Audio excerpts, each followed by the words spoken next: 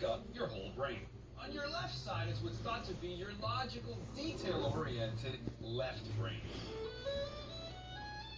You probably find left-brain people working as scientists or accountants or police officers. And on your right side, you have what's thought to be the more creative right brain.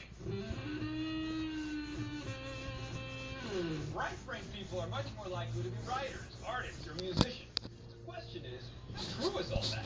How do you tell which one you are?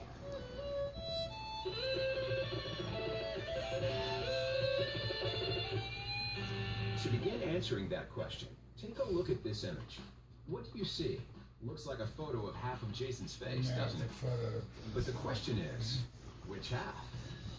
Now, some of you are probably thinking, this is a photo of Jason staring directly at you, missing this side of his face. Yeah, it's not missing it, right? But what if we told you to only focus on the tip of his nose? Did this photo suddenly become a profile? And this is the half that appears to be missing? Just by shifting your attention, this half face went from staring right at you to looking off to the left. Many scientists believe it's because your brain's right hemisphere looks at the big picture, helping you see Jason looking directly at you, while the left hemisphere picks apart the pieces, opening you up to other possibilities, which changes your entire perspective. And when it comes to the left and right halves of your brain, a little perspective can make all the difference. Like in those photos we showed you earlier. Even though the tower on the right looks like it's leaning further over, we promise you, both images are exactly the same. So, why do these two identical towers appear to be branching off in different directions?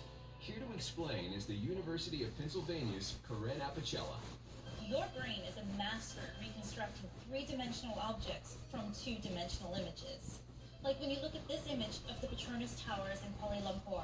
Due to your perspective, all the lines in this image converge at one imagined spot in the distance, called the vanishing point.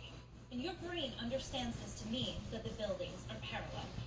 So if we place two identically receding towers next to each other, your right brain views the towers as part of the same picture, not as individual photos. And this one image suddenly has two different vanishing points. So instead of seeing the towers as parallel, your brain thinks the towers are moving in different directions, and the tower on the right seems to be leaning even further to the right. Your right brain may have gotten the best of you this time. But the fact